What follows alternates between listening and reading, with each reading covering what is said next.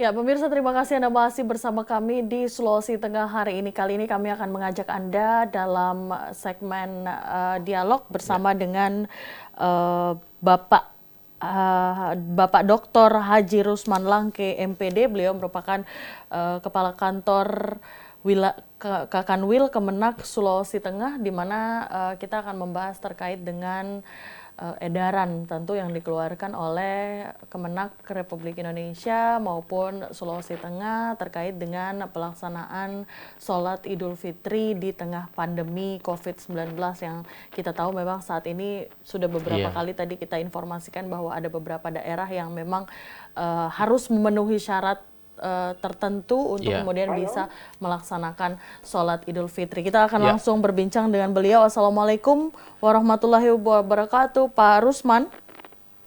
Halo. Ya, Assalamualaikum Pak Rusman.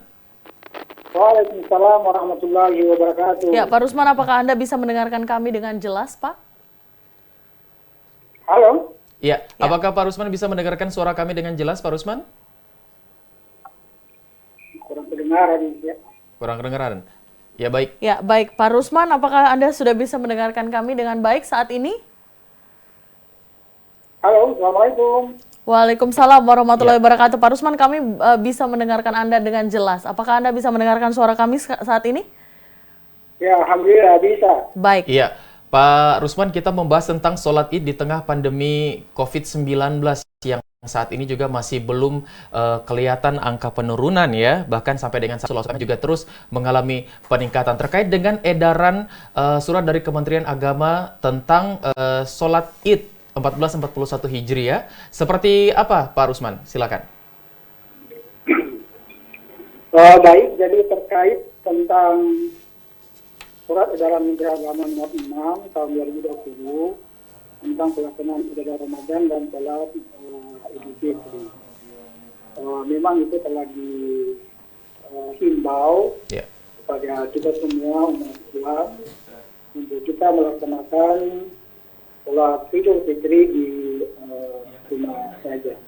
Nah, karena itu ada beberapa himbauan baik dari Majelis Ulama, tingkat pusat, provinsi dan kabupaten, khususnya di Kota Palu, itu memang pada intinya telah menghimbau kepada umat Islam untuk bisa melaksanakan ibadah sholat Idul Fitri di rumah saja. Walaupun memang ada tausiah dari Majelis Ulama terkait tentang pelaksanaan sholat Idul Fitri, terutama kepada daerah-daerah yang memang dikatakan zona hijau. Karena itu memang intinya dalam himbauan dari pemerintah lewat Kementerian Agama adalah mari kita laksanakan sholat Id di rumah saja dengan panduan-panduan yang telah diberikan oleh kita maupun oleh para majelis ulama. Baik, Pak Rusman, artinya sudah ada juga edaran ataupun himbauan begitu dari Kanwil Kemenak Sulteng terkait dengan hal ini bahwa memang untuk wilayah Sulawesi Tengah akan melaksanakan sholat Id di rumah atau seperti apa, Pak Rusman? Silakan. Ya, memang kita telah kemarin juga kita telah melaksanakan rapat koordinasi dengan Pak Gubernur, Forkopimda, juga dihadiri oleh Majelis Ulama Provinsi dan Kota Palu. Memang pada intinya di situ adalah dihimbau untuk kita melaksanakan sholat Id di rumah. Yang kedua, memang ada tausiah dari Majelis Ulama baik di pusat maupun kota terkait tentang daerah-daerah zona merah maupun kuning dan hijau. Tetapi ketika mereka melaksanakan sholat Id di masjid, maka itu harus mengikuti protokol kesehatan. Harus mengikuti protokol kesehatan. Protokol kesehatan. Baik. Seperti apa contoh-contohnya, Pak Rusman, untuk mengikuti protokol kesehatan? Halo? Ya, halo Pak Rusman. Pak Rusman. Seperti apa contoh-contoh untuk mengikuti protokol kesehatan dalam pelaksanaan sholat Id, Pak Rusman? Iya, kalau misalnya melaksanakan sholat yang menuju jamaah itu kan harus menggunakan masker, kemudian cuci tangan, dan tentu sesuai dengan protokol kesehatan ya jaga jarak sesuai dengan protokol kesehatan dari himbauan-himbauan dari pemerintah. Baik. Tetapi pada intinya barangkali himbauan kami mari kita melaksanakan Idul Fitri ini di rumah saja dengan anggota atau keluarga inti. Karena sholat Idul Fitri ini kan hukumnya sunnah muakkadah yang dianjurkan kepada kita umat Islam untuk melaksanakannya baik sendiri maupun berjamaah, dan kita dari pemerintah Kementerian Agama sudah juga menyampaikan tentang panduan-panduan bagaimana kita melaksanakan sholat Idul Fitri di rumah baik sendirian maupun secara berjamaah. Baik, Pak Rusman, terkait dengan peran ataupun intervensi begitu yang akan dilakukan oleh kantor perwakilan Anda misalnya di Kota Palu ataupun di kabupaten-kabupaten yang ada, apakah ada intervensi khusus yang akan dilakukan begitu? Karena memang informasi yang kami dengar bahkan masih ada informasi tentang warga dan juga masjid yang masih akan melaksanakan sholat Idul Fitri. Iya, sekalipun itu di daerah yang ini ya tidak melaksanakan sholat. Iya, yang seharusnya tidak melaksanakan. Seperti apa Pak Rusman? Ya, memang kita sudah menghimbau kepada teman-teman di Kementerian Kabupaten Kota maupun aparat kita dan pemilu agama. Kita menyampaikan bahwa ini adalah himbauan kita, himbauan pemerintah, mari kita ikuti secara bersama. Walaupun memang ada juga daerah yang dikatakan zona merah, ada edaran kebijakan dari pemerintah yang setempat, bupati, untuk bisa melaksanakan sholat di masjid. Tetapi ada ketentuan, ketika kita laksanakan sholat di masjid, maka kita harus mengikuti protokol protokol kesehatan. Ini yang menjadi harapan kita semua, sehingga dalam pelaksanaan ibadah Idul Fitri ini dapat kita laksanakan dengan sebaik-baiknya, dengan penuh sukacita dan penuh kegembiraan, karena ini adalah keadaan kita yang tidak normal. Biasanya kita laksanakan setiap tahun, kita laksanakan di masjid, di lapangan, di musola, dan lain sebagainya. Karena pandemi 19 ini, maka tentu kita selalu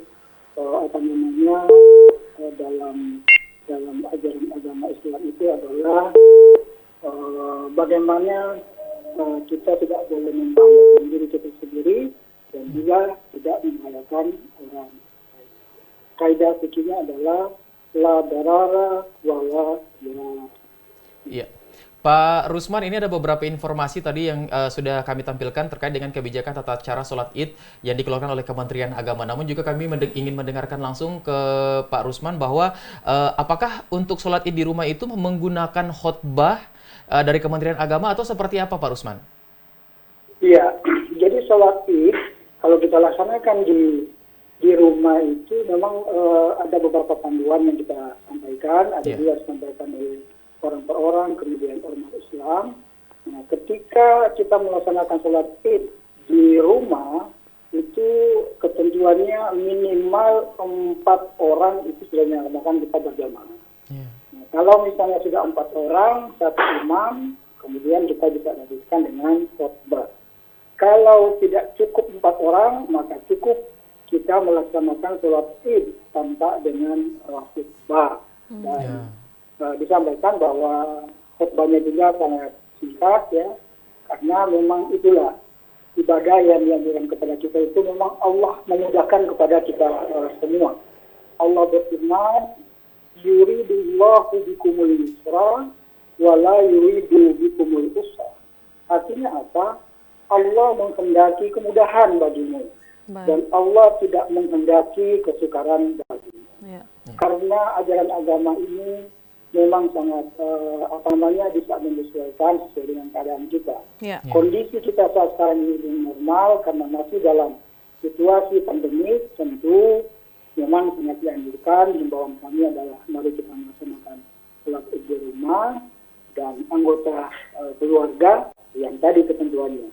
Ya, kalau 4 orang itu sudah menambahkan kita sholat berjamaah. Baik, Pak Rusman, selanjutnya terkait dengan pengumpulan zakat dan kemudian penyalurannya nanti akan seperti apa? Apakah ada protokol kesehatan yang juga secara ketat akan dilakukan oleh Kemenak Provinsi Sulawesi Tengah? Jadi pengumpulan zakat ini sebetulnya dari awal Ramadan kita sudah himbau, ya. Karena ini adalah salah satu kewajiban bagi kita umat Islam, terutama untuk zakat fitrah dari awal Ramadan. Tapi dianjurkan juga pada saat sebelum khatib turun. Nah, karena itu pengumpulan zakat ini, khususnya zakat fitrah, tentu karena kita masih dalam situasi tidak normal, masih dalam pandemi COVID-19 ini, tentu kita juga harus menggunakan protokol kesehatan. Misalnya para pembagi zakat itu, wal amilin itu, tentu dia menggunakan masker, kemudian mencuci tangan, pakai handphone dan sebagainya dalam rangka untuk kemaslahatan kita bersama.